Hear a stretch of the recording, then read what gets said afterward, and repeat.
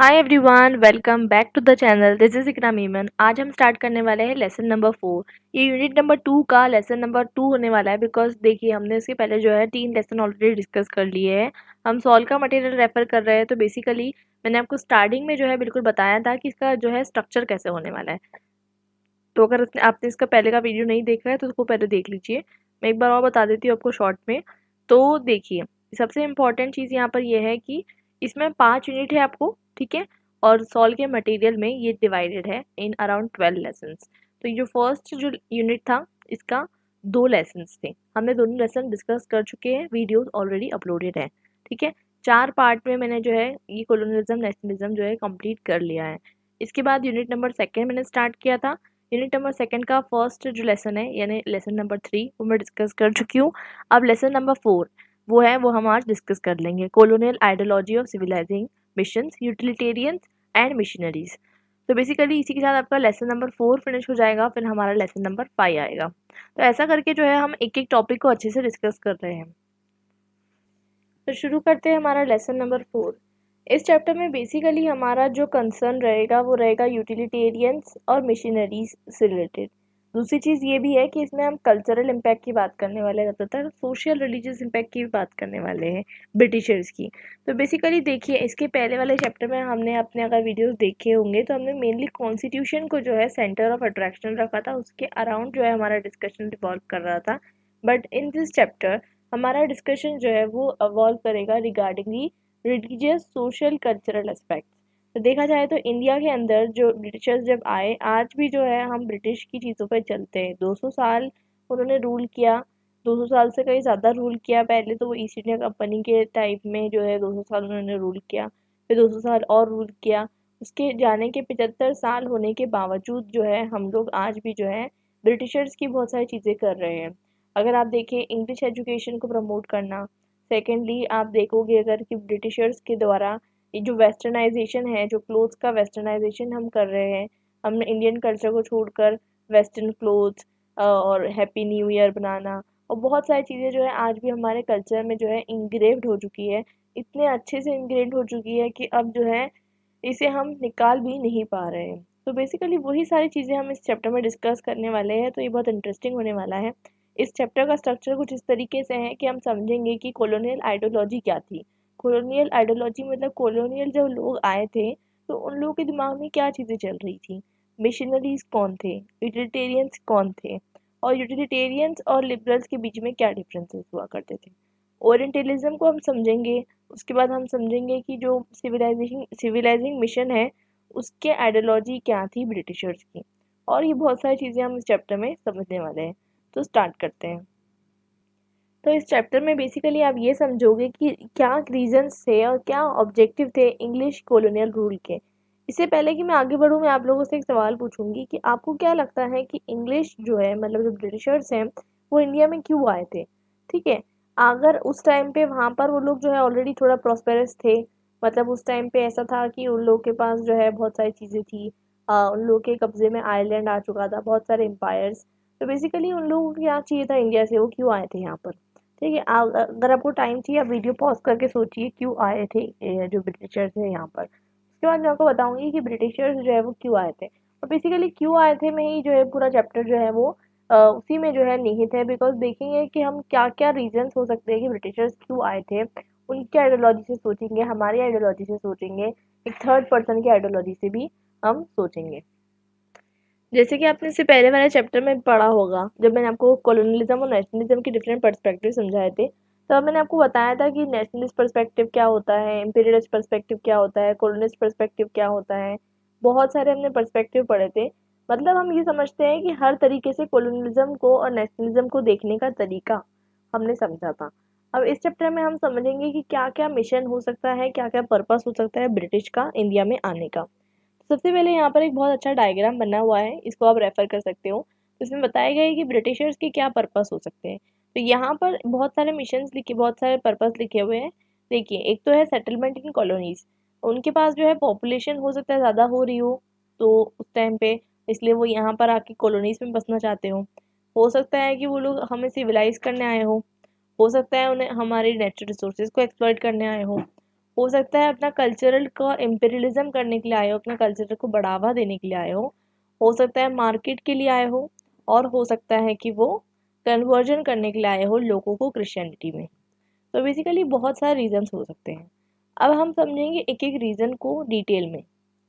सबसे पहले बात करते हैं कि जो इंग्लिश थे, जो पीपल थे, सिर्फ इंग्लिश की अब यहाँ पर बात नहीं करेंगे, हम जितने भी यूरोपियन पावर्स हैं उनकी बात करेंगे। तो उस टाइम पे यूरोपियन पावर्स जो थी वो धीरे धीरे जो है क्या कहते हैं 15th सेंचुरी के बाद से धीरे धीरे अपना एम्पायर फैलाते जा रही थी। और वो अपना जो है कहीं ना कहीं बोलते हैं ना कि अगर आप कुछ काम करते हो तो उसके बाहर जो है आप कुछ दिखाते कुछ और करते कुछ हो। जैसे हाथी के दांत दिखाने के कुछ और खाने के कुछ और। तो वैसे ही वो लोग बोलते थे कि हम लोग का काम है कि हम सिविलाइज करना चाहते हैं बैकवर्ड पीपल को।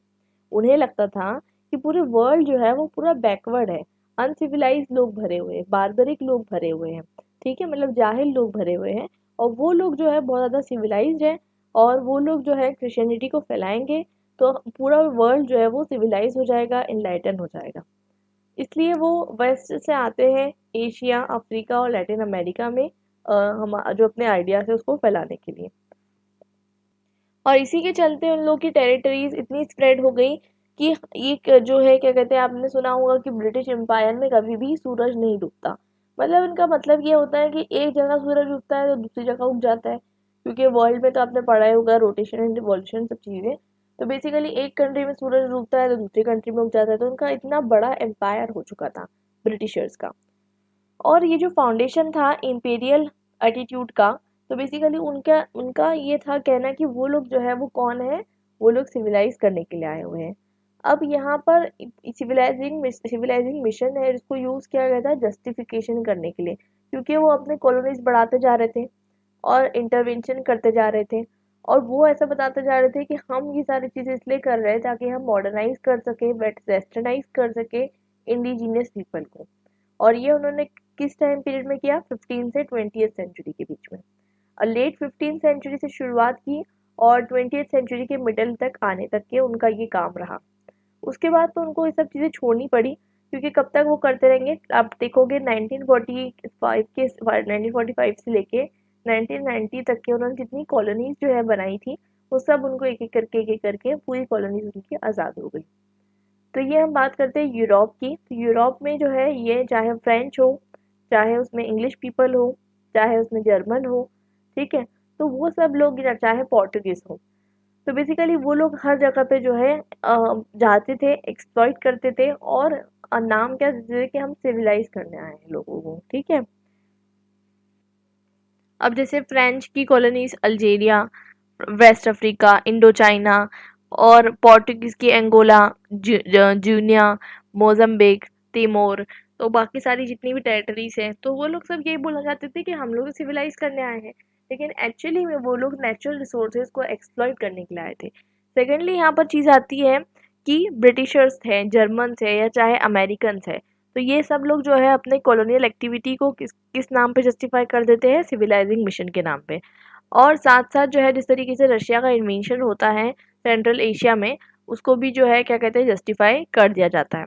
वो अलग हिस्ट्री है, लेकिन अभी हम ये समझेंगे कि वेस्टर्न यूरोपियन जितनी भी पावर थी, वो लोग का मानना ये था कि जो जितनी भी पावर्स हैं, ईस्टर्न पावर्स हैं, पावर्स क्या उस टाइम पे पावर नहीं थी, ईस्टर्न जो जितने भी कंट्रीज़ हैं वो सब जो है कहीं न कहीं डिप्राइव्ड है, इसलिए उनको हमको जाके एनलाइटन करना पड़ेगा।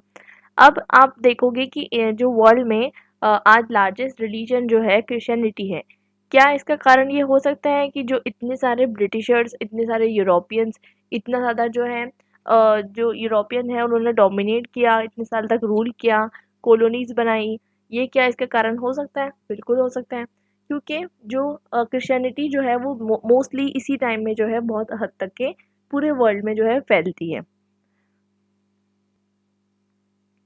अब यहाँ तक कि वो लोग सिविलाइजिंग मिशन के नाम पे वो जो सोशल कल्चरल फैसिलिटीज़ थी कॉलोनीज़ की, उसको भी जो है क्या कहते हैं इंटरफेयर करते थे। बेसिकली रिलीजियस प्रैक्टिसेस में भी इंटरफेयर करते थे। जैसे कि आपको पता होगा कि जब ब्रिटिशर्स आए थे तो इंडिया में जो है सती सिस्टम हुआ करता था, जो कि हिंदू सोसाइटी के अंदर था। दहेज प्रथा हुआ करती थी, बहुत सारी चीज़ें हुआ करती थी, बहुत ख़राब चीज़ें थी, बहुत ज़्यादा इविल प्रैक्टिसेस हुआ करती थी, वो सब हम मानते हैं। लेकिन ब्रिटिशर्स ने ऑफ कोर्स ही बात है उसमें इंटरफेरेंस की, उन्होंने सती को एरेडिकेट करने के लिए लॉ भी पास किया 1829 में। तो यहाँ पर हमको देखने को मिलता है कि ब्रिटिशर्स जो है वो रिलीजन के साथ भी जो है इंटरफेयर कर रहे थे और सोशल कल्चरल चीज़ों में भी इंटरफेयर कर रहे थे। मतलब अगर वो चाहते तो बेसिकली वो आते और वो नॉर्मली इकोनॉमिक चीज़ों से जो है घिरे रह सकते थे, लेकिन उनका क्या मानना था कि नहीं, हमें जो है सोशल और कल्चरल चीज़ों में भी रिफॉर्म लाने हैं। तो बहुत हद तक कि अगर हम इंडिया का केस लें और स्पेशली हम हिंदू सोसाइटी का केस लें, तो उन्होंने जो चीज़ें रिफॉर्म लाई है तो वो रिफॉर्म हम मान सकते हैं कि बहुत अच्छे काम किए हैं, क्योंकि विद रिगार्ड टू बहुत सारे जो इविल्स हैं वो सोसाइटी में बहुत ज़्यादा जो है उस टाइम पे प्रिवेल थे, तो उसको जो है उन्होंने कहीं ना कहीं ख़त्म करने की कोशिश की है। उस टाइम में उन्होंने शारदा एक्ट भी लेकर आए थे ताकि जो गर्ल्स की मैरिज जो है एज है वो भी बढ़ जाए। और लेट 18th सेंचुरी में क्या होने लग गया कि मेटकाफ बताते हैं कि कुछ लोगों को वो लोग बुलाने लग गए थे इन द नेम ऑफ एनवेजिलिकल्स। एनवेजिलिकल्स क्या होते हैं कि बेसिकली इसका मतलब होता है गुड न्यूज़।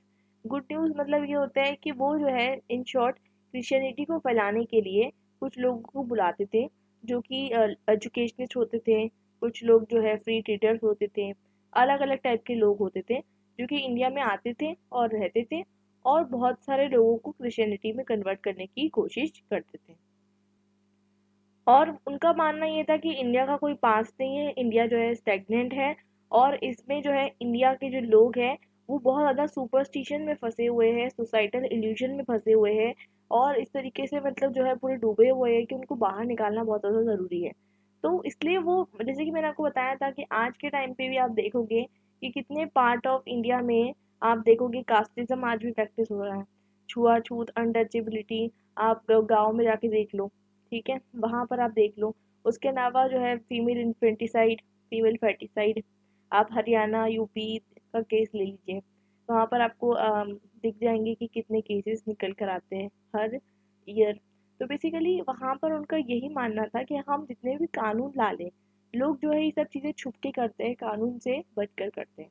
ठीक है, अगर कोई इंसान अनटचेबिलिटी प्रैक्टिस कर रहा है तो बेसिकली वो कानून से छुप कर सकता है, प्राइवेटली कर सकता है। अल्दो बहुत स्ट्रिक्ट पनिशमेंट है अगर कोई अनटचेबिलिटी प्रैक्टिस करता है इन इंडिया, लेकिन उसके बाद भी लोग जो है क्या कहते हैं, आपको देखने को मिलेगा कि कितना ज़्यादा जो है डूबे हुए हैं कास्ट सिस्टम के अंदर। तो सेकेंडली यहाँ पर एक चीज़ ये आती है कि मिशनरीज जो आए थे वो ये बताना चाहते हैं कि हमें सिर्फ और सिर्फ कानून में बदलाव नहीं लाना है, हमें लोगों की आइडियोलॉजी में बदलाव लाना है। और बदलाव लाने के लिए हम क्या सिखाएंगे, वेस्टर्न टीचिंग सिखाएंगे। तो वेस्टर्न टीचिंग सिखाने से क्या होगा कि जो इंडियन का जो कल्चर है वो कहीं ना कहीं इरोड हो जाएगा। ठीक है, तो इंडियन का कल्चर इरोड हो जाएगा तो क्या होगा, वेस्टर्नाइजेशन आ जाएगा और वेस्टर्नाइजेशन आ जाएगा, लोगों के माइंड पे जो है उन्होंने डायरेक्टली अटैक किया। और आप देखिए कि वो अटैक इतना ज़्यादा पावरफुल था कि आज इंडिया के आज़ाद होने के 75 ईयर्स बाद भी हम लोग आज भी उसी ट्रैप में फंसे हुए हैं। मतलब ये कि आप आज भी जो है क्या समझते हो कि जो वेस्टर्न चीज़ें होती है वो मॉडर्न होती है, आप समझते हो। लेकिन अगर आप डिटेल में पढ़ोगे तो आपको रियलाइज़ होगा कि मॉडर्निटी और वेस्टर्निटी में बहुत डिफरेंस है, ज़मीन आसमान का डिफरेंस है। तो आज के टाइम में हम ऐसा एज्यूम कर लेते हैं कि जो वेस्टर्न क्लोथ्स पहनते हैं और जो वेस्टर्न चीज़ें होती हैं, वेस्टर्न से हमारा मतलब किसको है, यूरोपियन कंट्रीज से है। तो बेसिकली वो जो कंट्रीज़ कर रही है, ये जो अमेरिकन कंट्रीज़ कर रही है, ये बिल्कुल सही कर रही है। मतलब जो भी कपड़े, जो भी कल्चर जो होता है, कल्चर बेसिकली कहाँ पर आता है, फूड प्रैक्टिसेस में आता है। आप आज भी जो है क्या कहते हैं, मैकडोनाल्ड्स और ये सारी चीज़ें आपको अच्छी लगती है। सेकेंडली ड्रेसेस में आता है, ड्रेस में आप देख सकते हो कल्चर को, जीन्स का यूज़ इंडिया में जितने लोग जीन्स पहनते हैं उतने तो अमेरिका में नहीं पहनते होंगे, क्योंकि इंडिया की पॉपुलेशन ही ज़्यादा है। तो बेसिकली हमने उनका कल्चर उनसे भी ज़्यादा अच्छे से अडॉप्ट कर लिया है। ठीक है, इंग्लिश स्पीकिंग पीपल, अगर आपको पता है तो इंडिया जो है लार्जेस्ट कंट्री है जहाँ पर सबसे ज़्यादा इंग्लिश बोली जाती है, क्योंकि यूएस की पॉपुलेशन तो बहुत कम है इंडिया के कंपैरिजन में, इसलिए इंडिया जो है लार्जेस्ट इंग्लिश स्पीकिंग कंट्री मानी जाती है। उसके बाद हम फिर भी देखेंगे कि हम जो है क्या कहते हैं, हर तरीके से, चाहे लैंग्वेज हो, चाहे फूड हो, चाहे क्लोथिंग्स हो, हर तरीके से हम जो है वेस्टर्नाइज होना चाहते हैं।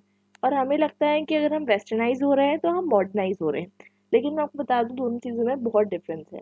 देखिए, मॉडर्निटी क्या होती है, मॉडर्निटी ये होती है कि जब आप रैशनलिटी का यूज़ करते हो, साइंटिफिक चीज़ों का यूज़ करते हो, आप जो है कहीं ना कहीं जो सोसाइटी में जो इवेंट्स चले आ रहे हैं उसको जो है फॉलो नहीं करते हो, तो ये आपकी हो गई मॉडर्निटी।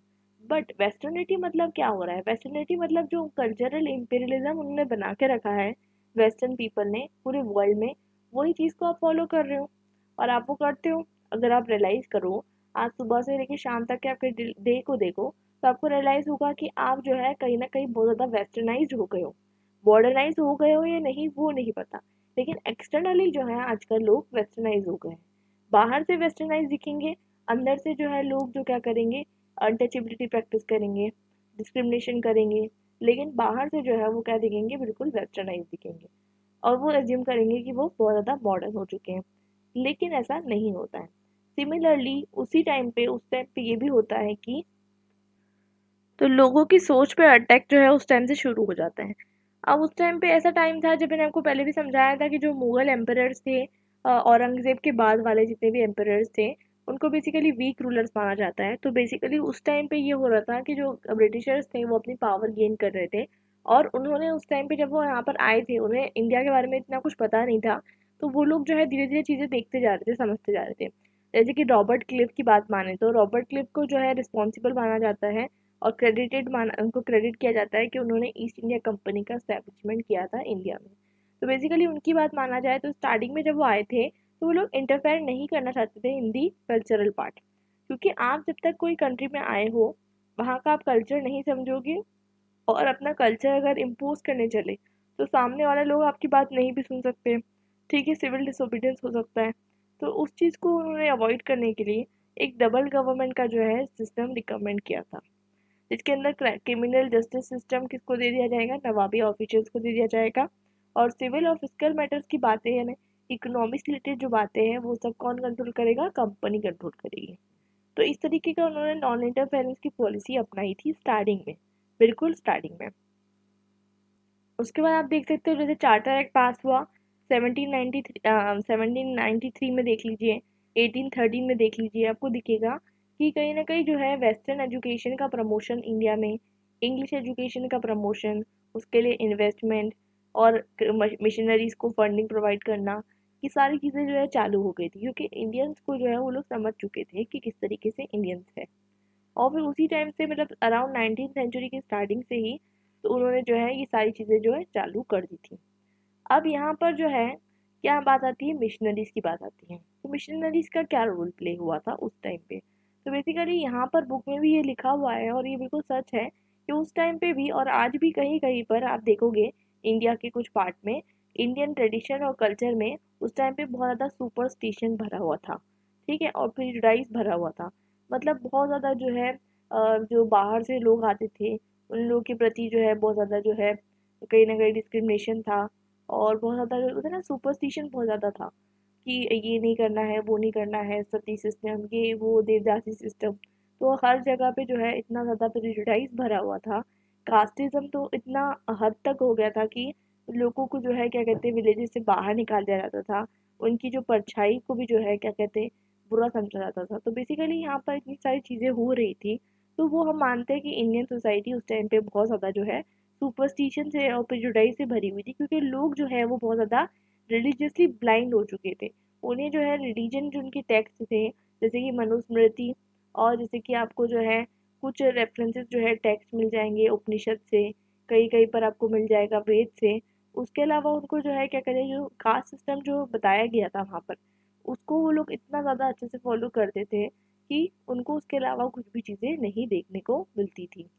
तो वो चीज़ जो है वो ब्रिटिशर्स समझ चुके थे, और समझने के बाद उन्होंने क्या किया, मिशनरीज को बुलाया।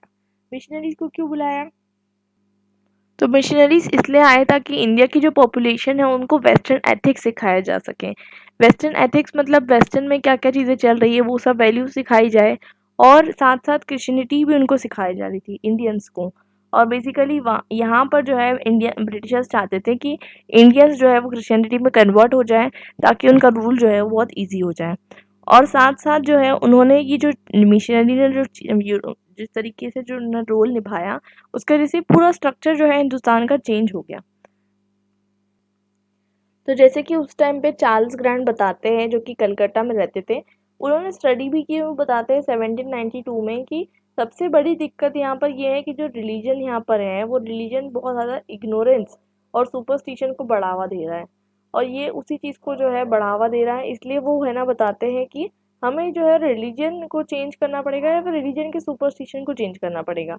इसलिए उनके आइडियाज़ को लेकर मैंने आपको बताया था अभी ऊपर कि चार्टर एक्ट 1813 पास हुआ, जिसमें क्रिश्चियन मिशनरीज को फ्री एंट्री दे दी गई विदाउट एनी रिस्ट्रिक्शन इंडिया में आने की। तो इसलिए जो है क्या कहते हैं उस टाइम पे, क्योंकि चार्ल्स ग्रैंड समझ चुके थे इतना ज़्यादा ऑब्जर्व करके कि इंडिया के जो रिलीजियस आइडियाज़ है वही जो है इग्नोरेंस फैला रहे हैं। अब बात करते हैं यूटिलिटेरियंस के बारे में। आपने अगर यूपीटी पढ़ी है, अंडरस्टैंडिंग पॉलिटिकल थ्योरी, तो आपने यूटिलिटेरियंस के बारे में पढ़ा होगा। आपने ये पढ़ा होगा कि जेरेमी बेंथम जो है इसके फाउंडर माने जाते हैं। यूटिलिटेरियनिज्म एक ऐसी आइडियोलॉजी है जो कि बेसिकली आज भी जो है ब्रिटिशर्स फॉलो कर रहे हैं। उनके लिए एथिक्स वगैरह जो है वो लीस्ट कंसर्न होते हैं उनके बारे में। वो बस ये कहते हैं कि एक ऐसी फिलोसफी है कि जिसमें maximum pleasure and minimum pain, मतलब प्लेजर ज़्यादा होना चाहिए, पेन कम होना चाहिए। और ये थ्योरी बताती है कि ग्रेटेस्ट प्लेजर ग्रेटेस्ट नंबर के लिए, मतलब जो ज़्यादातर लोगों को खुशी कर देती है ऐसी चीज़ें, वो चीज़ जो है वो सही है, और पेन को जो है हमें अवॉइड करना है। तो ये इस तरीके का आइडिया है, और ये इस तरीके का आइडिया जो है ये डेवलप किया गया था जेरेमी बेंथम द्वारा। और ये एक तरीके की लिबरल आइडियोलॉजी, जब आप लिबरलिज्म को पढ़ते हो, अगर आपने लिबरलिज्म पढ़ा होगा, मैंने आपको समझाया है उसमें कि लिबरलिज्म के अंदर ब्रांच आउट हो जाती है बाद में जाके, तो यूटिलिटेरियनिज्म का कॉन्सेप्ट भी आ जाता है। तो यूटिलिटेरियनिज्म का जो कॉन्सेप्ट है वो ये चाहते हैं कि maximum pleasure and minimum pain. तो बेसिकली यहाँ पर ये चीज़ है कि इस फिलोसफी के बहुत सारे सपोर्टर्स थे, जैसे कि जेम्स मिल, विलियम बेंटिक, डलहौजी और जेएस मिल। अब आप देखो कि जेम्स मिल के बारे में आपने जो है पढ़ा होगा इन दी यूपीटी, अंडरस्टैंडिंग पॉलिटिकल थ्योरी। और वो जो है ब्रिटिश के एडमिनिस्ट्रेटर भी थे इंडिया के अंदर। उन्होंने एक बुक लिखी थी हिस्ट्री ऑफ ब्रिटिश इंडिया, जो कि पब्लिश हुई थी 1817 में। अगर आप जेम्स मिल का नाम समझोगे तो आपको जो है इनका नाम मिलेगा जब आपने कॉलोनिस्ट पर्सपेक्टिव पढ़ा था। ठीक है, तो कॉलोनियलिज्म को हमने डिफरेंट पर्सपेक्टिव से देखा था। एक हमने देखा था उसको इम्पीरियलिस्ट पर्सपेक्टिव से। तो जेम्स मिल का नाम आपको वहाँ दिख जाएगा, क्योंकि जेम्स मिल जो है उनको सपोर्ट करते हैं, ब्रिटिशर्स को जो है जेम्स मिल सपोर्ट करते हैं और उनकी पोजीशन को स्ट्रेंथन करते हैं। और वो बताते हैं कि इंडिया के अंदर कोई भी तरीके का ना ही कल्चर में, ना रिलीजन में, ना ट्रेडिशन में कोई ग्लोरियस पास नहीं हुआ करता था। इस तरीके से जेम्स मिल पूरी तरीके से उसको डिक्लाइन कर देते हैं। तो वो जो है उसके बारे में जो है 1817 के अंदर बुक पब्लिश करते हैं। और साथ में वो ये भी बताते हैं कि हमें जो है इंडियन सोसाइटी में बहुत ज़्यादा चेंज करने की ज़रूरत है। और वो ये भी बताते हैं कि बहुत सारी चीज़ें जो है इंडियन सोसाइटी में कैसी है, इर्रेशनल है। तो जेम्स मिल जो थे वो बहुत ज़्यादा जो है स्कॉटिश इनलाइटनमेंट ट्रेडिशन से इंस्पायर्ड थे। बेसिकली क्या माना जाता था उस ट्रेडिशन में कि जो साइंटिफिक टेम्परमेंट है, मतलब साइंटिफिक चीज़ों से जो है, जैसे कि मैंने आपको पोस्ट मॉडर्निज्म जो समझाया था तब आपको मैंने बताया था कि मॉडर्निस्ट थ्योरी क्या होती है। तो वहाँ पर जो है हर चीज़ जो है साइंटिफिक टेम्पर के बेसिस पे कैलकुलेट की जाती थी। अब हम देखेंगे कि लिबरल्स और यूटिलिटेरियंस में क्या डिफरेंस था। तो बेसिकली लिबरल्स जो है और यूटिलिटेरियंस जो है वो भी जो क्या चाहते थे, दोनों भी यही चाहते थे कि इंडिया में जो है रिफॉर्म आए। ठीक है, लेकिन यहाँ पर क्या डिफरेंस आता है वो हम समझेंगे। जैसे कि स्टार्टिंग में मैंने आपको बताया कि नॉन इंटरफेरेंस की पॉलिसी ब्रिटिशर्स ने अडॉप्ट की। मतलब स्टार्टिंग में इंडिया के कल्चर में उन्होंने 1600 से लेकर 1800 तक के कोई भी इंटरफेरेंस नहीं किया था, और उसके बाद जो है उन्होंने इंटरफेरेंस करना चालू किया। 200 साल इंटरफेरेंस नहीं करने का रीज़न क्या हो सकता है, क्योंकि उस टाइम पे जो है ओरिएंटलिस्ट का जो है एक ग्रुप था। ओरिएंटलिस्ट ये समझते थे कि इंडिया का एक बहुत अच्छा पास्ट है और उसका खुद का एक पास्ट है, लेकिन वो डिग्रेड हो चुका है। वो मानते थे कि इंडिया की जो सोसाइटी है वो बेकार हो चुकी है, बहुत ज़्यादा ख़राब हो चुकी है, लेकिन वो मानते थे कि उसका एक पास्ट है। दूसरी चीज़ वो थी कि इसलिए उन्होंने स्टार्टिंग में जो है इंटरफेरेंस नहीं किया, लेकिन उसके बाद वो चाहते थे कि इस सिस्टम को जो है सुधारा भी जाए। और यूटिलिटेरियंस जो थे, यूटिलिटेरियंस और बाद में जाके यूटिलिटेरियंस और जो है क्या कहते हैं लिबरल्स के बीच में दो तरीके के डिफरेंस आ जाते हैं। कैसे डिफरेंस आ जाते हैं, आपने जो है बचपन में पढ़ा होगा। एक जो हो जाता है ग्रुप जो होता है ओरिएंटलिस्ट का ग्रुप होता है, एक होता है हमारा एंग्लिसिस्ट का ग्रुप। तो ओरिएंटलिस्ट का जो ग्रुप होता है वो क्या चाहता है कि जो इंडियन सिस्टम में जो एजुकेशन इंट्रोड्यूस की जाए वो किस में की जाए, हमारी वर्नाकुलर लैंग्वेजेस में की जाए, जो कि इंडिया की लैंग्वेजेस हैं, संस्कृत एंड अरबिक प्राइमरीली। और एंग्लिसिस्ट क्या चाहता था कि एंग्लिसिस्ट चाहता था कि उस टाइम पे जो है इंग्लिश लैंग्वेजेस का जो है यूज़ किया जाए और वेस्टर्न कल्चर का यूज़ किया जाए। तो दोनों ग्रुप जो है बहुत अलग अलग थे। तो यही बात है कि जो उस टाइम पे मिल थे, मिल मतलब मैंने आपको ऊपर बताया जेम्स मिल, तो जेम्स मिल भी जो है यूटिलिटेरियन थे। तो वो जेम्स मिल सपोर्ट करते थे कि इंडिया की एजुकेशन में इंडिया की लैंग्वेजेस को यूज़ किया जाए। लेकिन मैक्यूले जो है मैक्यूले क्या बताते हैं, इंग्लिश एजुकेशन को रिकमेंड करते हैं। तो मैक्यूले क्या थे, वो एक तरीके से लिबरल थे। तो दो अलग अलग आइडियोलॉजीज में आपको देखने को मिलती है। तो जो लिबरल रहेगा, लिबरल क्या बोलेगा कि हमें इंग्लिश एजुकेशन को प्रमोट करना है। और जो ओरिएंटलिस्ट रहेंगे, ओरिएंटलिस्ट क्या रहेंगे, ओरिएंटलिस्ट रहेंगे यूटिलिटेरियन। ठीक है, वो क्या बोलेंगे कि हमें जो है वर्नाकुलर लैंग्वेज को सपोर्ट करना है। और जो क्या कहते हैं एंग्लिसिस्ट रहेंगे, वो कौन रहेंगे, लिबरल लोग रहेंगे, जो कि बोलेंगे कि हमें इंग्लिश लैंग्वेज को प्रमोट करना है। तो ओरिएंटलिस्ट एंग्लिसिस्ट बोलो या फिर यूटिलिटेरियन और लिबरल्स बोलो, दोनों चीज़ें जो है वो सेम हो जाती है। अब सेकेंडली यहाँ पर ही बात आती है कि बेंटिक बेंटिक भी जो है फॉलोअर थे किसके, मिल के। और वो भी चाहते थे कि सती अबॉलिश हो जाए और फीमेल इन्फेंटिसाइड ये सब चीज़ें जो है वो एबॉलिश हो जाए। और वो बताते हैं कि ये सारी चीज़ें जो है वो किसके बेसिस पे बताते हैं, वेस्टर्न एजुकेशन के बेसिस पे बताते हैं। और उस टाइम पे जो है लोगों ने उस टाइम पे इस तरीके की जो प्रथा थी, सती प्रथा, जिसमें जो विमेन को जो है जिंदा जला दिया जाता था उसके हस्बैंड की चिता पे। तो बेसिकली वो प्रथा को भी लोग जो है बंद करने के लिए अपोज कर रहे थे। तो उस टाइम पे जो है लोगों का स्टेट ऑफ माइंड वो था। और उसके बाद जो है धीरे धीरे वेस्टर्न एजुकेशन जो है ब्रिटिशर्स ने फैलाई। और उसके बाद जो है लोग थोड़ा सा समझने लग गए। और साथ साथ ब्रिटिशर्स सिर्फ ये नहीं चाहते थे कि वो खुद को मतलब खुद के पैसे यहाँ पर लगाते जाएं। और जो है क्या कहते हैं सिर्फ और सिर्फ इसलिए कि है ना क्या कहते हैं यहाँ पर लोगों को जो है इनलाइटनमेंट मिले, ऐसा नहीं था। बल्कि उनका भी फ़ायदा था। उनका फ़ायदा ये था कि मैंने आपको ऊपर बताया था मेरे लास्ट वीडियोस में कि उनको नौकर चाहिए थे। नौकर चाहिए थे मतलब उनकी बहुत बड़ा स्टेट था, तो उनको बहुत ज़्यादा पढ़े लिखे भी नौकर चाहिए थे। और जो है कुछ स्किल्ड नौकर भी चाहिए थे। तो बेसिकली वहाँ पर से ज़्यादा लोगों को ला नहीं सकते थे इंग्लैंड से, क्योंकि वहाँ की पॉपुलेशन इतनी है ही नहीं। तो इसलिए इंडिया में इतनी पॉपुलेशन है, तो इसलिए उन्होंने सोचा कि थोड़ा सा हम इसमें इन्वेस्टमेंट करते हैं और बाद में जाके यही लोग हमारे जो है काम में आएंगे। तो इसलिए उन्होंने स्कूल और कॉलेजेस जो है इंडिया में चालू किया। और जो भी मकसद से चालू किया, जो भी उनकी इंटेंशन थी, जो भी उनका नियत थी, लेकिन कहने का मतलब ये है कि इंडिया में स्कूल और कॉलेजेस तो चालू हो गए और साथ में जो है फिर ग्रेजुएट्स होने लगे लोग। और उसके बाद जो है जो टॉप पोस्ट के अलावा सबऑर्डिनेट पोस्ट जैसे कि हवलदार, उसके बाद जो है क्लर्क, छोटी मोटी पोस्ट पे भी जो है, जो आज भी हम देखते हैं कि रिक्रूटमेंट करती है यूपीएससी वगैरह जो एग्जाम्स है, उसी तरीके से उस टाइम पे भी रिक्रूटमेंट जो है ब्रिटिशर्स करते थे। और साथ-साथ जो है ब्रिटिशर्स मानते थे कि हमारा जो ब्रिटिशर्स जो है मानते थे कि हमारा जो कल्चर है डेमोक्रेसी का और रूल ऑफ लॉ का, ये सबसे बेस्ट है। इससे अच्छा कोई कल्चर आ ही नहीं सकता दुनिया में, ऐसा माना जाता था ब्रिटिशर्स द्वारा। तो बेसिकली इसी इसलिए जो है वो हमेशा से क्या करते थे, जो लिबरल एजुकेशन सिस्टम उन्होंने इंट्रोड्यूस किया इंडिया में, और उन्होंने जो इंडियन एजुकेशन सिस्टम इंट्रोड्यूस किया था उसके तहत जो है, उसके चलते जो है उन्होंने जो है इंग्लिश को पढ़ाया, वेस्टर्न वैल्यूज़ को पढ़ाया, डेमोक्रेसी को पढ़ाया। और वो सारी चीज़ें जो थी, आज भी आप जितनी भी चीज़ें पढ़ते हो, कहीं न कहीं आपका जितना भी सिलेबस है वो यूरोसेंट्रिक है। मतलब वो यूरोप के अकॉर्डिंग जो है वो चल रहा है। आप क्योंकि एक कॉलोनी रह चुके हो, आप जो है ब्रिटिशर्स की कॉलोनी रह चुके हो, इसलिए जो है कहीं न कहीं आपका जितनी भी चीज़ें हैं, वो सब आप जो है उसी के अकॉर्डिंग पढ़ रहे हो। आप जब स्टार्टिंग में पढ़ते-पढ़ते जब आप थोड़ा एक टाइम पर पहुँचोगे, तो आपको रियलाइज़ होगा कि बहुत सारी चीज़ें जो है, वो आपने जो है यूरोसेंट्रिज्म के अकॉर्डिंग पढ़ी है। तो उस टाइम पे ब्रिटिशर्स को लगता था कि अगर हम इस तरीके का एजुकेशन सिस्टम इंट्रोड्यूस कर देंगे, तो इससे जो है कहीं न कहीं हम लोगों का जो एक तरीके का वर्ल्ड वाइड, देखिए जब बच्चा जब पैदा होता है करीबन 3 साल की उम्र में जो है उसको आज के टाइम में स्कूल डाल दिया जाता है। तो वो 3 साल की उम्र में जो उसके माइंड में जो बेस बनता है, वो बेस बहुत इम्पोर्टेंट होता है, वो ज़िंदगी भर उसके माइंड में रहता है। तो बेसिकली क्या होता है कि उस टाइम पे जो है ब्रिटिशर्स उस टाइम पे जो है उसको स्कूल एजुकेशन में प्रमोट कर रहे थे।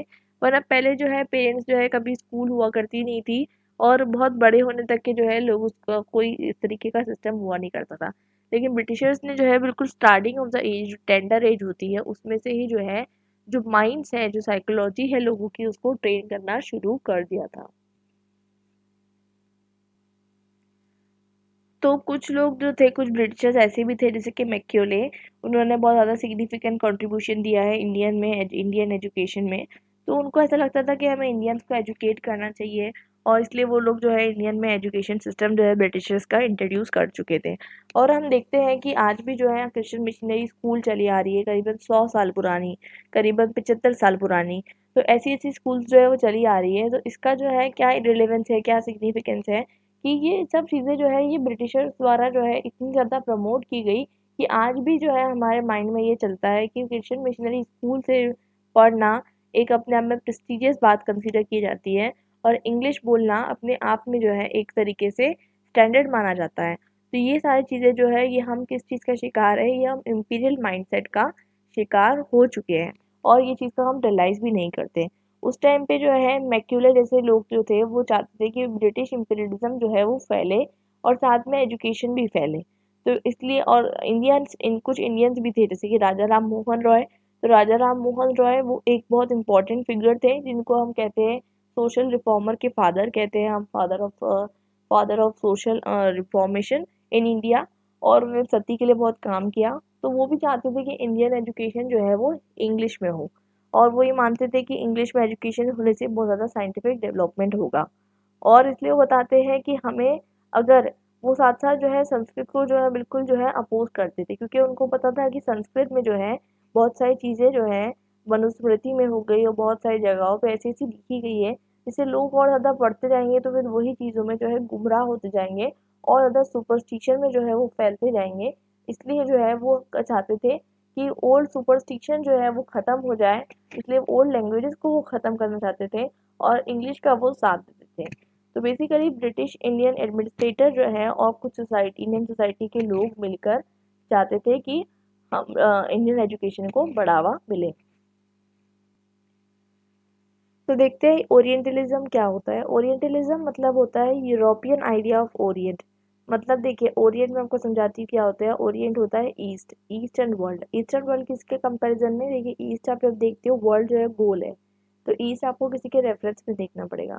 तो ईस्ट जो है वो हम देखते हैं यूरोपियन, यानी जो वेस्टर्न पावर्स है, हम उनको वेस्टर्न कहते हैं, ठीक है, लेकिन वो एब्सोल्यूट वेस्टर्न नहीं है। अगर आप ध्यान से देखें तो वर्ल्ड तो गोल है, तो हमारे लिए वो वेस्टर्न है। तो बेसिकली वो जो वेस्टर्न है उनके लिए हम लोग ईस्ट हैं। तो हमारा जो आइडिया है ईस्ट, मतलब चाहे वो अफ्रीका हो, चाहे वो अफ्रीका हो, एशियन कंट्रीज हो, तो उनका आइडिया ईस्ट का ये है कि ओरिएंट, उनका आइडिया ये है कि हमें जो है उन्हें क्या करना है, वेस्टर्नाइज करना है। तो ओरिएंटलिज्म का आइडिया इस तरीके से है कि वेस्टर्न अथॉरिटी जो है एशियन अथॉरिटी को रिफॉर्म करके जो है वेस्टर्न सोसाइटी के अकॉर्डिंग बना देगी, इसे हम कहते हैं ओरिएंटलिज्म। और ये किस तरीके से करेगी, डोमिनेट करेगी हम पे, हमें परसुएड करेगी कि हम चेंज हो जाएं। और अर्लियर राइटिंग में जो है ओरिएंटलिज्म जो है वॉरेन हस्टिंग्स के अंदर प्रैक्टिस होता था। वॉरेन हस्टिंग जो है वो भी हमारे इंडिया पे जो है ब्रिटिश के तौर पे, ब्रिटिश के पास से जो है रूल कर चुके हैं।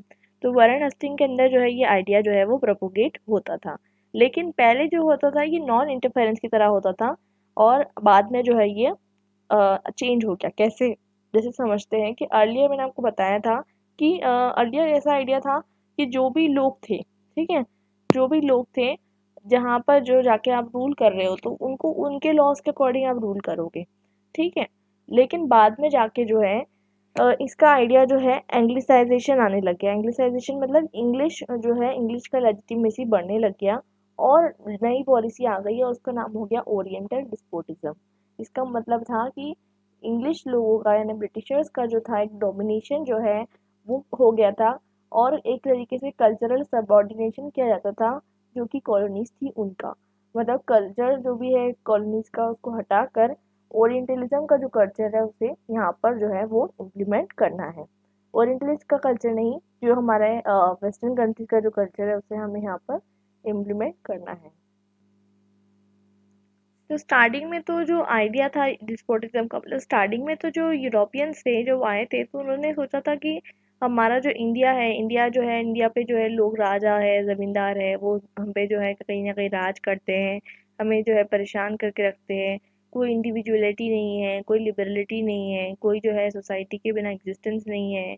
तो वो लोग जो स्टार्टिंग में आए थे तो ये सोचते थे कि हमें जो है किस तरीके से ये सारे सिस्टम से जो है फ्री किया जाए, इसलिए उन्होंने जब 1793 में परमानेंट सेटलमेंट सिस्टम निकाला और बाकी सारे सिस्टम जो उन्होंने निकाले थे, जैसे कॉर्नवालिस ने निकाले थे, तो वो इसलिए निकाले थे ताकि प्राइवेट प्रॉपर्टी आ जाए, क्योंकि उधर उनके पास जो थी प्राइवेट प्रॉपर्टी थी, इसलिए वो सपोर्टर थे प्राइवेट प्रॉपर्टी के। और इंडिया में प्राइवेट प्रॉपर्टी का कोई कॉन्सेप्ट नहीं था। इंडिया में लोगों को जो है गाँव में अपनी खुद की प्रॉपर्टी, पूरे घर बार की प्रॉपर्टी हुआ करती थी और वो उनको वो अच्छी लगती थी। तो बेसिकली वहाँ पर और यहाँ पर ये चीज़ में बहुत डिफरेंस था। तो जब स्टार्टिंग में तो ओरिएंटलिस्ट का आइडिया यही था कि जो ग्रेट इंडिया है, इंडिया को जो है हम इंडिया को हम क्या करेंगे, इंडिया को हम जो है मतलब हमें जो है ये सारी प्रॉब्लम से, ये सारी परेशानियों से जो है हमें आज़ाद करवाना है, ये उनका मकसद था। लेकिन बाद में जाके उनका मकसद क्या होगा कि इंडिया को जो है वेस्टर्न की तरह बना देना है, तो ताकि सारी प्रॉब्लम सॉल्व हो जाएगी। तो ये एक बहुत ज़्यादा डिफरेंट होता है। तो दोनों चीज़ों के बीच में डिफरेंस है। यहाँ पर आपको एक एक्टिविटी दी हुई है, यहाँ पर जो है ऑक्सीडेंट, ऑक्सीडेंट किसको रेफर किया जाता है, जो वेस्टर्न पार्ट है उसको रेफर किया जाता है और उनको माना जाता है वो बहुत रैशनल है और सुपीरियर है। और ओरिएंट जो है वो रेफर किया जाता है टू दी ईस्टर्न पार्ट, जो कि इंफीरियर है, ऐसा माना जाता है। तो ये वर्ल्ड पॉलिटिक्स में, और दोनों चीज़ के बीच में आप डिफरेंस निकालो, ये आपकी एक्टिविटी आपको करनी है। उसके बाद आपने देखा होगा कि first world countries, second world countries और थर्ड वर्ल्ड कंट्रीज के नाम पे जो है रखा जाता है पूरे वर्ल्ड को। जैसे कि माना जाता है इंडिया थर्ड वर्ल्ड कंट्री है, ठीक है। और हम देखते हैं कि देखा जाता है कि फर्स्ट वर्ल्ड कंट्रीज जो है डेवलप्ड कंट्रीज होती है, सेकेंड वर्ल्ड कंट्रीज जो है अंडर डेवलप्ड होती है, और थर्ड वर्ल्ड यानी दोनों के बीच में डेवलपिंग कंट्रीज होती है। तो ये सारी चीज़ें जो है इंडिया कहाँ पर स्टैंड करती है, तो इंडिया डेवलपिंग नेशन है। हो सकता है थोड़ा टाइम बाद जो है हम फर्स्ट वर्ल्ड कंट्री बन जाए। तो इसके बाद जो है इंडिया के अंदर जो है, इंडिया के अंदर ऐसा क्या है जो कि बाकी देश में नहीं है, तो इंडिया में क्या है, यूनिटी इन डाइवर्सिटी है। अब बात करते हैं क्रिटिक की। तो ये जो कॉलोनियलिज्म, जो मतलब कॉलोनियल जो पावर्स है, ये हमें जो आइडियोलॉजी बताती है खुद की, ये हम तो ये सोच कर आए थे कि आपको सिविलाइज करेंगे।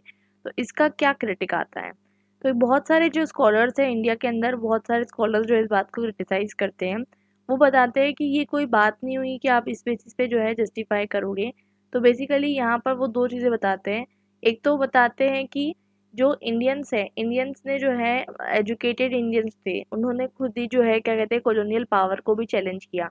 क्योंकि देखिए क्या होता है कि इंडिया जो कि पहले तो स्टार्टिंग में जो है क्या कहते हैं ब्रिटिशर्स ये बोल कर आए थे कि हम सिविलाइज करेंगे, ठीक है।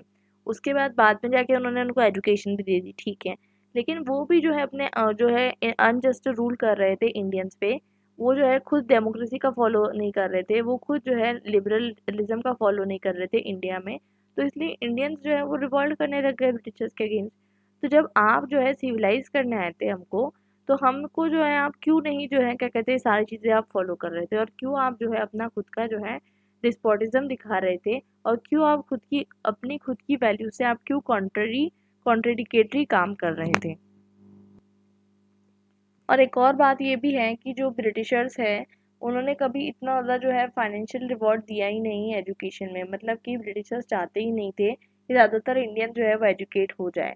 इनफैक्ट जो है वो चाहते थे कि इंडियंस जो है वो ज़्यादातर एजुकेट ना हो, क्योंकि जितना ज़्यादा इंडियंस एजुकेटेड होते जाएंगे, उनको कुछ ही इंडियंस का काम था और वो इंडियंस को स्लेव बनाना चाहते थे, तो उसलिए वो एजुकेट करना चाहते थे। वरना वो चाहते थे कि इंडियन जितने टाइम तक के अनएजुकेटेड रहेंगे उतना टाइम अच्छा रहेगा, क्योंकि उनको कोई चैलेंज नहीं करेगा। अब देखिए प्रोस और कॉन्स दोनों को लेके के चलते हैं, ठीक है। तो देखते हैं, पहले तो हम देखते हैं कि जो इंडिया मतलब ये जो जितनी भी आइडियोलॉजीज आती है सिविलाइजिंग मिशंस की, तो इसमें बहुत अच्छी चीज़ हुई, क्योंकि इस टाइम में जो है जो हिंदू पीपल है इंडिया के अंदर, उनको जो है कहीं ना कहीं सोशल रिफॉर्मेशन का जो है सोशल रिफॉर्मेशन उनका हुआ, ठीक है। और ये बहुत अच्छी चीज़ हो गई, क्योंकि इंडिया में इतनी सारी जो है क्या कहते हैं जो बैड प्रैक्टिसेस चल रही थी वो ख़त्म होते जा रही थी, तो ये चीज़ तो अच्छी हो गई, ठीक है। इसके अलावा जो है दो मॉडर्निस्ट सोशल रिफॉर्मर उठकर आते हैं इस टाइम पे, राजा राम मोहन रॉय और रविंद्रनाथ टैगोर।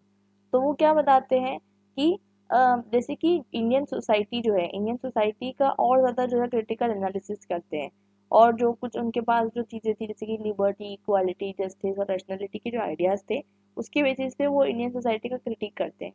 और वो बताते हैं कि जैसे कि राजा राम मोहन रॉय का मैंने आपको ऊपर बताया था कि वो चाहते थे कि संस्कृत को प्रमोट ना किया जाए, क्योंकि संस्कृत में जितनी भी चीज़ें लिखी गई है वो उसी चीज़ों को जो है कहीं ना कहीं रिविजिट करवाएगी और उसी चीज़ को रीइंफोर्स करवाते रहेगी, और इंडिया जो है वो सुपरस्टिशन से भरी हुई रहेगी। इसलिए वो क्या चाहते थे कि वेस्टर्न एजुकेशन प्रमोट हो। वैसे ही रविंद्रनाथ टैगोर का क्या मानना था, तो कुछ जो मॉडर्न रिफॉर्मर्स थे वो लोग सपोर्ट करते थे, क्योंकि इस टाइम पे जो होता रहता है कि टैगोर जी भी जो है, रविंद्रनाथ टैगोर जी भी इसी टाइम को सपोर्ट करते थे, क्योंकि देखा जाता है तो इंडिया का जो इंडिया की सोसाइटी का जो है कहीं ना कहीं इस टाइम पे जो है, क्योंकि इतने सालों से चली आ रही, 2000 3000 सालों से जो प्रथा चली आ रही है, जो वेद में लिखी है, मनुस्मृति में लिखी है, उसे कोई ना कोई ख़त्म तो करना चाहिए। तो बहुत सारी जो इविल प्रैक्टिसेस थी उसको जो है ब्रिटिशर्स ख़त्म कर रहे थे। सती को, कास्ट टैबूज को, डाउरी सिस्टम को, जैसे कि बाल विवाह को, तो ये सारी चीज़ों को जब वो ख़त्म कर रहे थे तो इसलिए कहीं ना कहीं जो है ये जो इंडियन नेशनलिस्ट जो है वो भी स्टार्टिंग में क्या करना चाहते थे, मतलब ब्रिटिशर्स को भगाना नहीं चाहते थे, क्योंकि आप देखोगे स्टार्टिंग स्टार्टिंग में ब्रिटिशर्स इतने ऑपरेसिव थे भी नहीं, वो अच्छे अच्छे काम कर रहे थे। तो स्टार्टिंग स्टार्टिंग में हम तो उनको नहीं भगाना चाहते थे, क्योंकि वो अच्छे अच्छे सिस्टम्स ला रहे थे। इनफैक्ट राजा राम मोहन रॉय जो है वो ब्रिटिशर्स के थोड़े से तरफ टिल्टेड थे। तो वही हमको देखने को मिलता है कि रविंद्रनाथ टैगोर और ब्रिटिश राजा राम मोहन रॉय जो है वो कहीं ना कहीं ब्रिटिश रूल को जो है इंडिया में सपोर्ट करते हैं, क्योंकि उनके टाइम में जो है वो एक तरीके से सिविलाइजिंग मिशन का काम कर रहे थे, तो वो क्यों नहीं सपोर्ट करेंगे। बाद में जाके हो सकता है कि उन्होंने जो है कहीं ना कहीं थोड़ा सा ऑपरेसिव ज़्यादा होने लग गए थे ब्रिटिशर्स, तो इसलिए जो है बाद के जो नेशनलिस्ट है वो चाहते थे कि नहीं, हमें कंप्लीट फ्रीडम चाहिए। लेकिन उस टाइम पे जो है ब्रिटिशर्स का काम अलग था और बाद में जाके काम अलग था, तो आपको ये समझना पड़ेगा कि कंटेक्स्ट क्या है। तो 19th सेंचुरी का कंटेक्स्ट बिल्कुल अलग था, 20th सेंचुरी का कंटेक्स्ट बिल्कुल अलग था, और दोनों का रोल भी अलग था। अब यहाँ पर बात करते हैं हिंदू रिवाइवलिज्म की। तो इंडियन नेशनलिज्म जो है, इंडियन नेशनलिस्ट जो है वो इंडियन नेशनलिस्ट सोचते हैं कि हम जो है क्या कहते हैं, हमें जो है हिंदू जो रिलीजन चला आ रहे हैं, तो हिंदू रिलीजन में हमें जो बहुत सारे चेंजेस करने हैं। तो देखिए, एक फ़र्क होता है, एक डिफरेंस होता है। तो जो हिंदू रिवाइवलिस्ट थे उन्होंने क्या किया, क्योंकि हिंदू सोसाइटी में बहुत ज़्यादा जो थी ईविल्स थी, तो उन्होंने क्या किया, जैसे कि रामकृष्ण परमहंस, विवेकानंद, बाल गंगाधर तिलक, गंगाधर तिलक, उन्होंने क्या किया, उन्होंने कहा कि भाई हिंदू लोग जितने भी थे उन्होंने उनको जो है सुधारने के लिए उन्होंने कहा कि आप अंदर से जो आपका जो रिलीजन है उसको ही जो है आप अंदर से चेंज करो। जैसे कि आप देखोगे, आज यूनिवर्सिटी ऑफ दिल्ली का नाम यहाँ पर दिया गया है, तो यूनिवर्सिटी ऑफ दिल्ली कब स्टैब्लिश हुई थी, आप देखिए बैक इन 1922, तो उस टाइम पे, और institute of life long learning. तो यहाँ पर ही देखा जा रहा है कि हिंदू रिवाइवलिस्ट मतलब क्या नाम सजेस्ट करता है कि रिवाइवलिज्म मतलब अंदर से जो है आप चीज़ें चेंज कर लो, वरना आपको बाहर से चेंज होना पड़ेगा, क्योंकि आप जो है इतनी सारी चीज़ें आपकी है, रिलीजन है, मिथ है, हिस्ट्री है, उतनी सारी चीज़ें हैं, तो उसको जो है आप अंदर से चेंज कर लो। भले ही चेंज करने में क्या होता है, यहाँ पर लिखा हुआ है कॉन्ट्रेडिक्टरी टेंडेंसीज आ जाती है, मतलब आप कितना भी टेक्स्ट को चेंज करते जाओगे लेकिन आप देखोगे कि मनुस्मृति में जो है क्या कहते हैं आपको बहुत सारी चीज़ें कॉन्ट्रेडिक्टरी दिखेगी। तो वैसे ही जो है क्या कहते हैं हर चीज़ को चेंज किया जा रहा है। अभी क्या कहते हैं रिसेंटली आर्टिकल में आता है कि जो गीता प्रेस है वो क्या कहते हैं एक पर्टिकुलर लाइन के जो ट्रांसलेशन है उसको चेंज कर देती है, अभी 2022 के एडिशन में। तो यहाँ रामचरितमानस के एडिशन में। तो बेसिकली यहाँ पर देखा जा रहा है कि हिंदू रिवाइवलिस्ट जो थे वो चाहते थे कि हिंदू लोगों को क्रिश्चियनिटी में कन्वर्ट ना होना पड़े, इसलिए जो हिंदू लोगों की जो अंदर की जो जितनी भी चीज़ें हैं उस सबको चेंज कर दिया जाए, और चेंज करके वो रिलीजन को जो है रिफॉर्म ला लिया जाए। तो इसलिए जो है उन्होंने जो है इस चीज़ पे फोकस किया कि आप जो है सोशल इविल को जितना भी है हटा दो, चेंज कर दो, टेक्स्ट को चेंज कर दो, ट्रांसलेशन में चेंज कर दो, जो करना है करो, लेकिन हमें जो है अंदर की जो है हिस्ट्री को चेंज करना पड़ेगा, तभी जाके, अदरवाइज जो है हमें जो है कन्वर्ट होना पड़ेगा, क्योंकि वो कन्वर्जन नहीं चाहते थे, इसलिए वो चाहते थे कि इंटरनल जो है वो चेंज हो जाए। तो इसमें ये सारे जो है एमिनेंट स्कॉलर के नाम हमको देखने को मिलते हैं।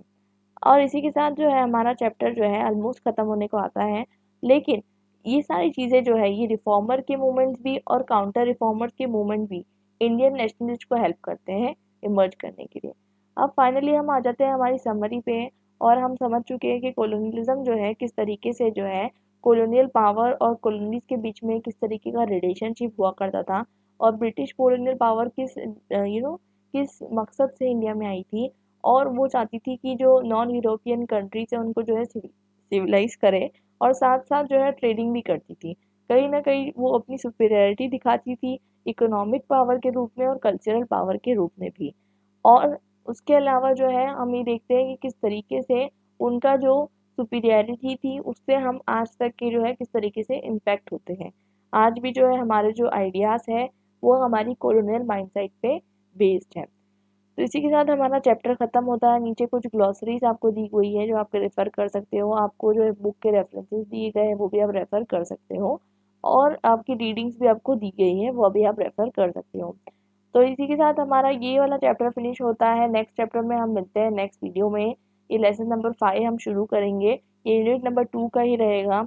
तो इसके नोट्स आपको मिल जाएंगे टेलीग्राम चैनल पर। इसकी लिंक मैंने डाल दी है डिस्क्रिप्शन बॉक्स में।